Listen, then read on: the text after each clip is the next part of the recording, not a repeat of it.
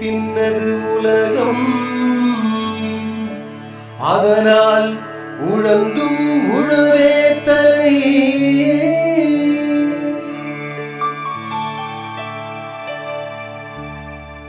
உழவர் சமுதாயத்திற்கு பணிவான மக்கள் வணக்கம்.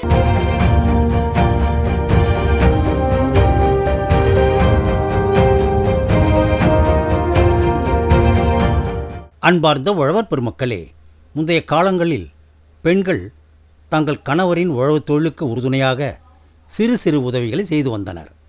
தற்பொழுது உழவு தொழிலில் தாங்களே நேரடியாக ஈடுபட துவங்கிவிட்டனர். பல பெண்கள் திருந்திய தொழில்நுட்பங்களை கற்று பயிர் சாகுபடியில் நல்ல லாபமும் பெற்று வருகின்றனர். இன்றைய நிகழ்ச்சியில் நாம் சந்திக்கவிருக்கும் முதல் பெண்மணி திருமதி தனலட்சுமி அவர்கள் சேலம் மாவட்டம் நடுவலூர் கிராமத்தில் ரெட் லேடி எனப்படும் பப்பாளி சாகுபடி செய்து தானே விற்பனையும் செய்து வருகிறார். இவரின் பப்பாளி சாகுபடி அனுபவங்களை இப்பொழுது பார்ப்போம். தோட்டத்தில் பல பயிர் எல்லாம் பண்ணியிருக்கிறேங்க. அது என்னென்னா, எங்களுக்கு தோட்டம் 10 ஏக்கருங்க. அதில் கொய்யா 2.5 ஏக்கரு, தர்பூசணி, பப்பாளி ஒரு 2.5 ஏக்கர் பண்ணியிருக்கிறேங்க. கரும்பு ஜூஸ்க்காக போட்டுக்கிறோம். இதுதாங்க எங்களுடைய விவசாயம். அதில் வந்து இப்போ பப்பாளி பற்றி கொஞ்சம் சொல்கிறேங்க. பப்பாளினா நல்லா ஓரளவுக்கு நல்லா காடு உழவு ஓட்டணுங்க. வாரத்தில் ஒரு உழவு, ஒரு 4-5 உழவு. எந்தளவுக்கு உழவு அதிகமாக ஓட்டுறோமோ அந்தளவுக்கு அந்த மண் வந்து ஈரப்பதத்தை இழுத்து வச்சுக்கும். நல்லா உழவு ஓட்டிட்டு கடைசியில் வந்து ஃபைனலாக ரொட்டேட்டர் ஓட்டி மட்டமாக பண்ணிக்கிட்டு, எரு வந்து ஒரு ஏக்கருக்கு உழவு ஓட்டங்காட்டியுமே ரொட்டேட்டர் ஓட்டுறதுக்கு முன்னாடியே 10 டிப்பர் அல்லது 12 டிப்பர் எரு போடலாம். எரு எந்தளவுக்கு அதிகமாக போடுறோமோ அந்தளவுக்கு ரசாயன உரம் தேவையில்லை. அப்படி பார்த்திங்கன்னா உங்களுக்கு செடி நாற்று போடப்பட்ட இடத்துலேருந்து நாங்கள் வாங்கி செடி வைப்போங்க. நாம்ளே வேணாலும் நர்சரி போட்டுக்கலாம். நாம்ளே போடனாலும் பாலித்தீன் பையில் அந்த தேங்காய் நார் எல்லாம் வாங்கிட்டு வந்து போட்டு விதை போட்டு வச்சோம்னா 45 நாள் வெயில் படுற மாதிரி வைக்கணும். அப்படி இல்லைனாலும் நர்சரி போடுற இடத்துல நம்ம வாங்கிட்டு வந்தும் வைக்கலாம். செடிக்கு செடி 7 அடி அகலம், நீட்டு வாக்கில் வந்து 6 அடிங்க போட்டு அந்த மண் நார் மட்டத்துக்கு தாங்க செடி வைக்கணும். செடியில் வந்து தண்ணி நிற்கக்கூடாது. அதிகமாக தண்ணி நின்றுச்சுன்னா பட்டை அழுகிடும். அதுக்கு பார்த்திங்கன்னா ஃபஸ்ட்டில் ஆரம்பத்தில் எதுவுமே அதிகம் மருந்து தேவையில்லை. ரெட் எம்எம் கோல்டு மட்டும் கொஞ்சம் விட்டால் போதும். அதுக்கு மறுபடியும் அதிகமாக உரம் போட ஆரம்பித்தோம்னா நோயெலாம் வரும். அதனால் உரம் போடணும். எரு அதிகமாக போட்டுக்கிறோம் இல்லையா, அதனால் நீங்கள் டிஏபி மட்டும் ஒவ்வொரு ஸ்பூன் அளவுக்கு கொஞ்சம் கொஞ்சம் கொடுங்க. 6 மாதத்துக்கு டிஏபி மட்டும் கொஞ்சம் கொஞ்சம் கொடுங்க. அதுக்கு மேலே வேணாக்கா வேறு ஏதாச்சும் உரம் மாற்றி கொஞ்சமாக கொடுங்க. அதிகமாக உரம் தேவையில்லை. காய்க்கிறப்ப வந்து 10 மாதத்தில் வந்து காய் வருங்க.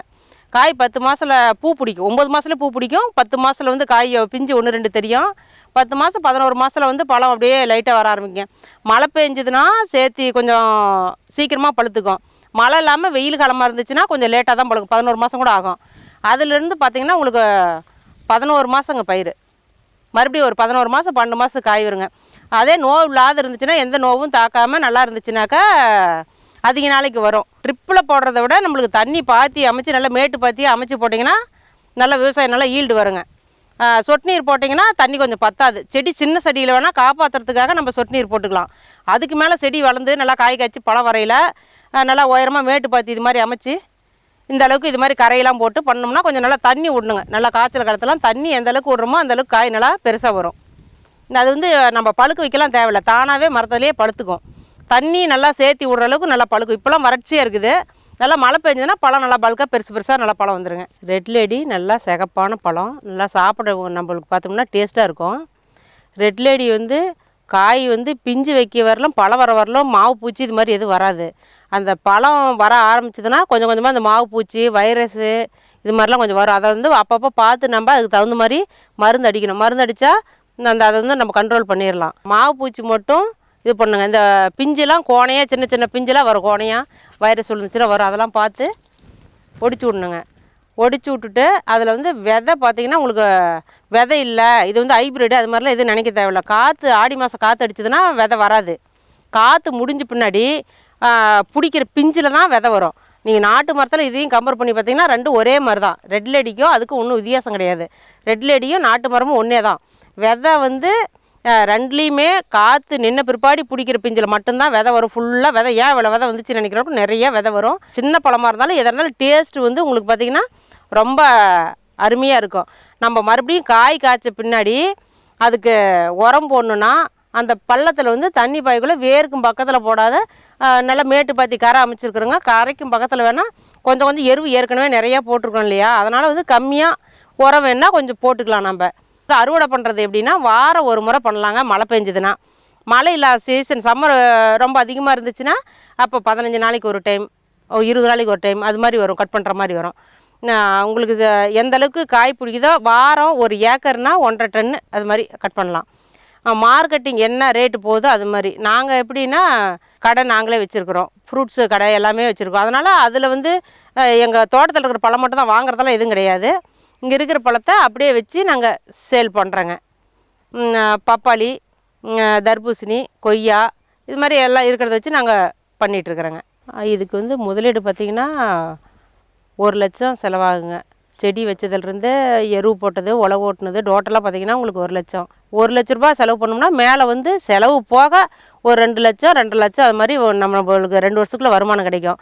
அதுவே நல்லா கூடுதலாக ரேட் அதிகமாக இருந்துச்சுன்னா இன்னும் கூட 1 லட்சம் சேர்த்தி வரும். ஓரளவுக்கு இப்போ இருக்கிற சீசனுக்கு வந்து ரொம்ப ரேட்டு குறையிறதுக்கு வாய்ப்பு கம்மி. ஓரளவுக்கு ரேட் நல்லா இருக்குது. கடையில் வந்து போட்டு கடையிலேயே கொடுத்துட்றேங்க. கடையில் வந்து கிலோ 20 ரூபா ரேட்டுக்கு நாங்கள் கொடுக்குறோங்க. கடையில் கொடுத்தோம்னா வந்து ஓரளவுக்கு பரவாயில்லைங்க. ரேட் டேஸ்ட்டு நல்லா இருக்குதுங்கிறதுனால எல்லாம் ஓரளவுக்கு வாங்குறாங்க. நாங்கள் அதிகம் உரம் போடாத நம்ம பண்ணோம்னா மட்டும்தாங்க டேஸ்ட்டு கொண்டு வர முடியும். டேஸ்ட்டு முக்கியமாக, நம்ம டேஸ்ட் நல்லா கொண்டுகிட்டு வரணும், கஸ்டமருக்கு நல்லா கொடுக்கணும் அப்படின்னா உரம் போடாத எருவு மட்டும் அதிகமாக போட்டு நல்லா தண்ணி விட்டு நம்ம கொண்டுகிட்டு வந்தோம்னா நல்லா ஓரளவுக்கு நம்மளுக்கு நேரடியாக நம்ம பயிர் பண்ணுறத நம்மளே அறுவடை பண்ணி கொடுக்கலாங்க. நம்மளுக்கு போக மிச்சம் இருக்கிறத வந்து வியாபாரி வந்து இந்த பழம் வச்சோம்னா வெளியில் வந்து எடுக்க மாட்டாங்களான்னு நினைக்க தேவையில்ல. வியாபாரி வந்து அவங்களே காட்டிலேயே அறுத்துட்டு போயிடுவாங்க. அது மாதிரி வியாபாரிகள்லாம் இருக்கிறாங்க, வந்து வாங்கிட்டு போயிடுவாங்க.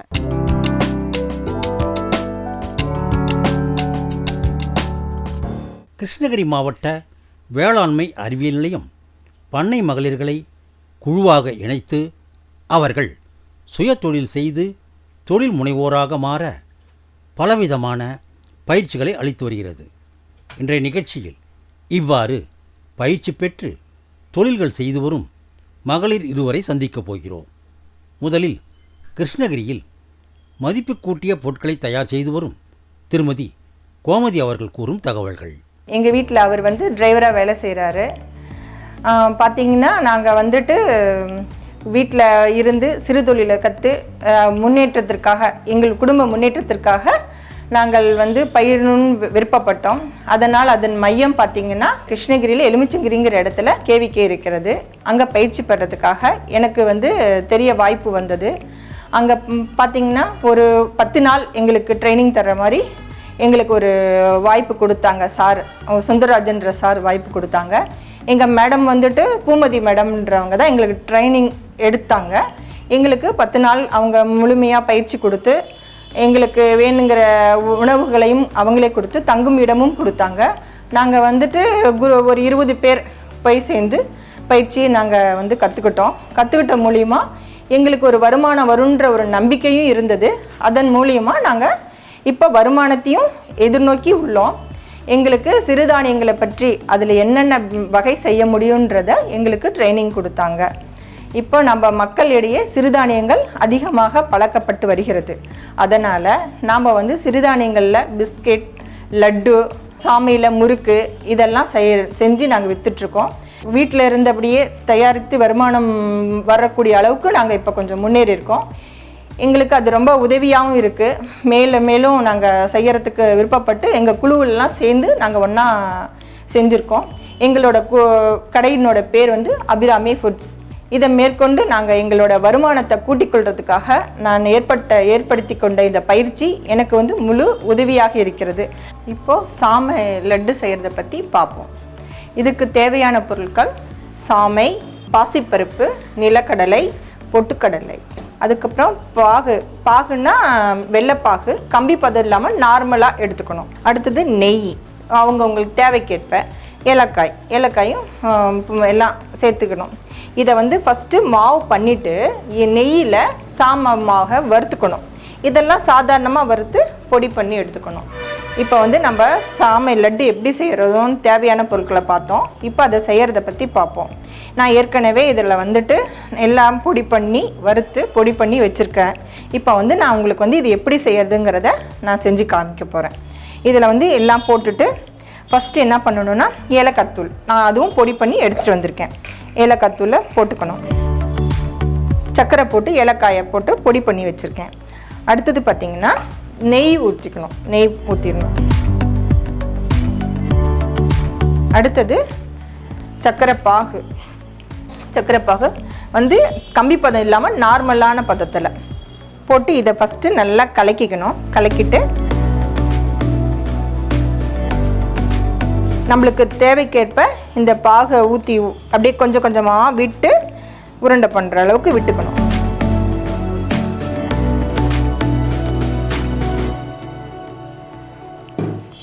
சாமையில் பார்த்திங்கன்னா பெரியவங்கலேருந்து சின்னவங்க வரலும் எல்லாரும் நிறையா எடுத்துக்கலாம்.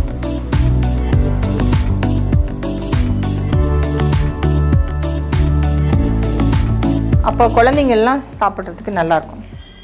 பெரியவங்களுக்கெல்லாம் சுகர் சேர்க்காமல் வெல்லத்தில் வந்து செஞ்சு கொடுத்தா நல்லது.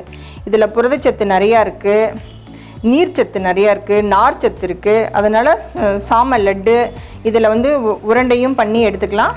ப்ளஸ் வந்துட்டு முறுக்கு செஞ்சுக்கலாம்.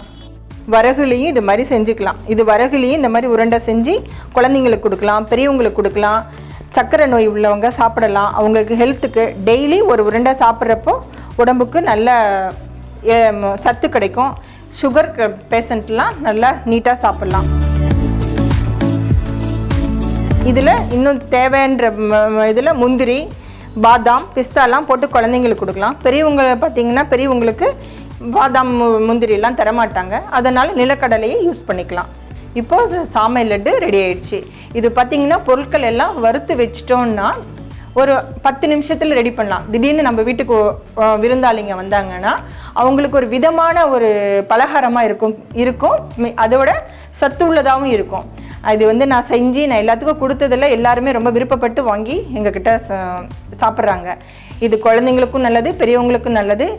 நான் ட்ரைனிங் முடிச்சதை நினச்சி ரொம்ப பெருமைப்பட்டுக்கிறேன். மக்களுக்கு இந்த மாதிரி ஒரு தானியங்கள் மூலியமாக நான் உணவு கொடுக்குறேன்றப்ப எனக்கு ரொம்ப மனதுக்கு மகிழ்ச்சியாக இருக்கிறது. அதனால் நீங்கள் இந்த மாதிரி ஒரு ட்ரைனிங்கை நீங்கள் எடுத்துக்கிட்டிங்கன்னா உங்களுக்கும் நல்லது. இந்த மாதிரி உங்கள் இடத்துல இருந்து ட்ரைனிங் எடுத்து நீங்களும் மக்களுக்காக எல்லாம் செய்யலாம், உறவினர்களுக்கும் செய்யலாம். இதில் நான் ட்ரைனிங் எடுத்து நான் இந்த மாதிரி செய்கிறேன்னு நினச்சி எனக்கு ரொம்ப மகிழ்ச்சியாக இருக்கிறது. எனக்கு வாய்ப்பு தந்த அனைவருக்கும் நன்றி.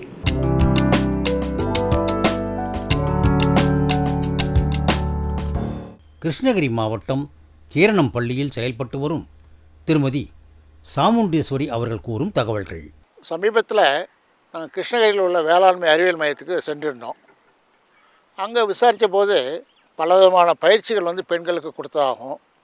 அதில் வந்து நிறைய பேர் வந்து சுயமாக தொழில் செய்கிறதாகவும் சொன்னாங்க. யார் யார் என்ன கேட்டோம். சரஸ்வதின்னாங்க, கோமதின்னாங்க. அதே மாதிரி கீரணப்பள்ளி கிராமத்தில் இது சாமுண்டீஸ்வரின்றவங்களும் ஒரு குழு ஒன்று ஆரம்பித்து அதில் வந்து நிறைய வந்து பொருட்கள் உற்பத்தி செய்து விற்பனை செய்கிறாங்கன்னு சொன்னாங்க. அப்போ வந்து நாங்கள் இப்போ வந்து கீரணப்பள்ளி கிராமத்தில் இருக்கோம். அந்த சாமுண்டீஸ்வரி அவங்களோட அனுபவத்தை பற்றி நம்ம வந்து கேட்கலாம் வாங்க. வணக்கம்மா. வணக்கம். நீங்கள் வந்து குழு ஆரம்பிச்சிருந்தா கேள்விப்பட்டோம். அதை பற்றி கொஞ்சம் விவரமாக சொல்லுங்களேன்.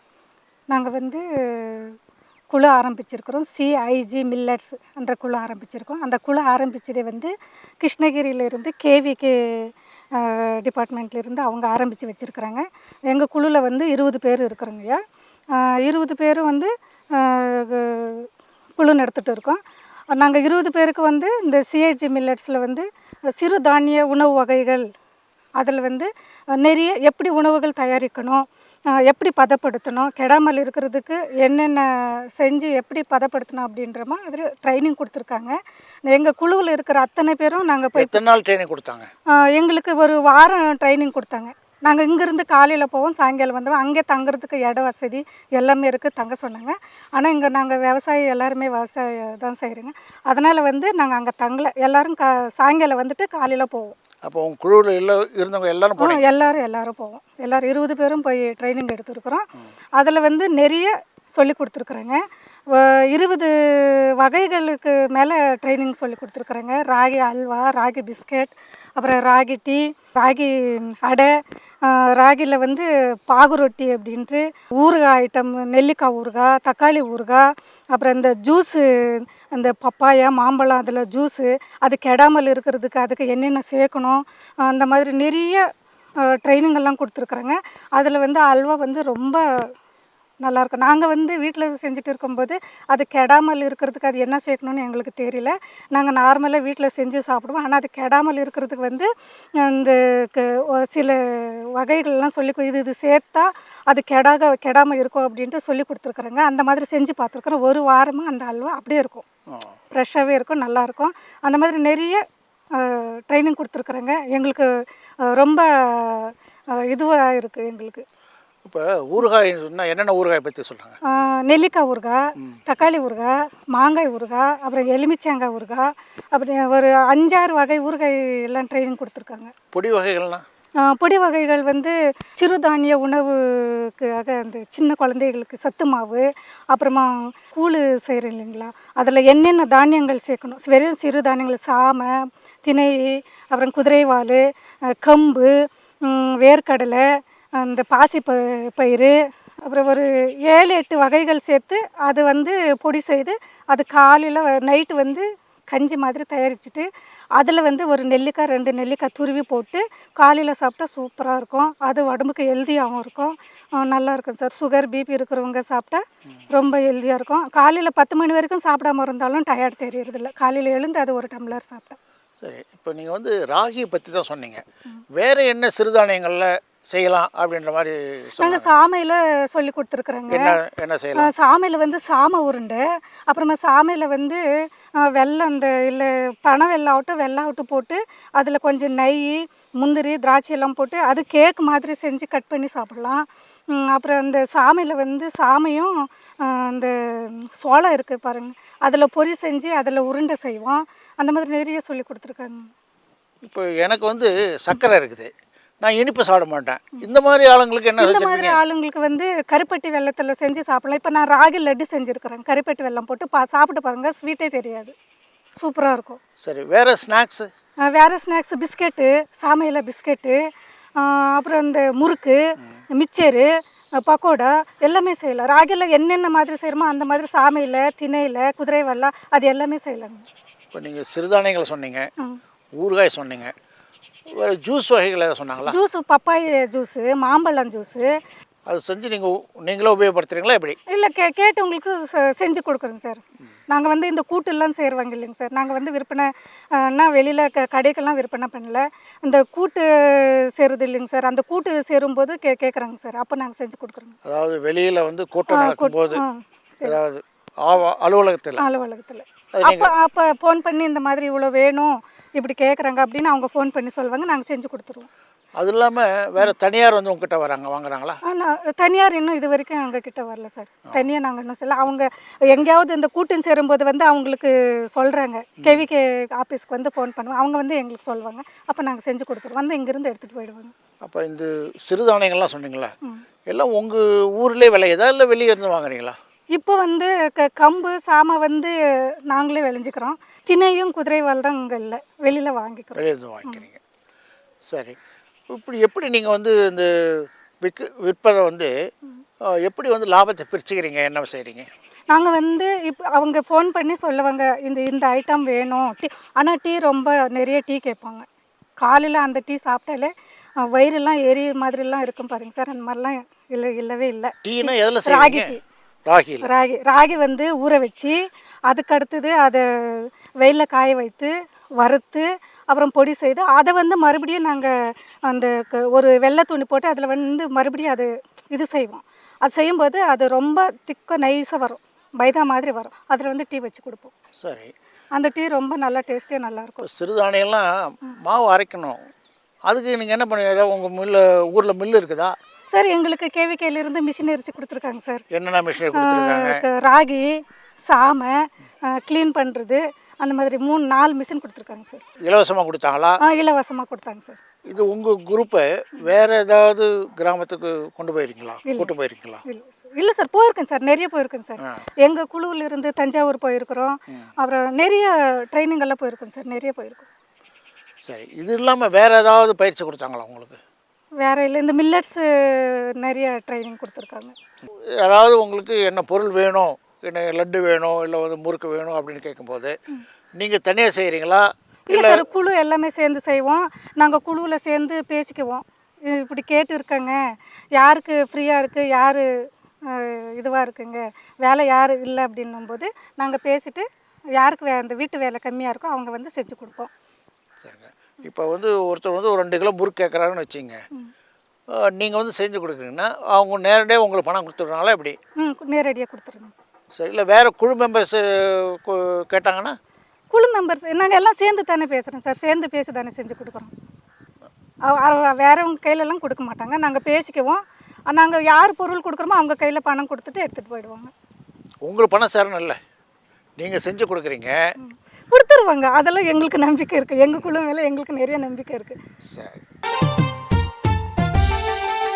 மலரட்டும் மலரட்டும் மலரட்டும், மண்ணில் புது வாழ்வு மலரட்டும். உயரட்டும் உயரட்டும் உயரட்டும், ஏழை எளியோர்கள் உயரட்டும். மண்ணில் மலமலர்ச்சி, வாழ்வில் புது எழுச்சி, மக்கள் தொலைக்காட்சியே. மாறும் காலங்களில் மலரும் பூமி இது, இதுவே ஊரக வளர்ச்சி. மலரட்டும் மலரட்டும் மலரட்டும், மலரும் பூமி இங்கு மலரட்டும். மலரும் பூமி, இது கிராமிய பொருளாதார மேம்பாட்டு நிகழ்ச்சி.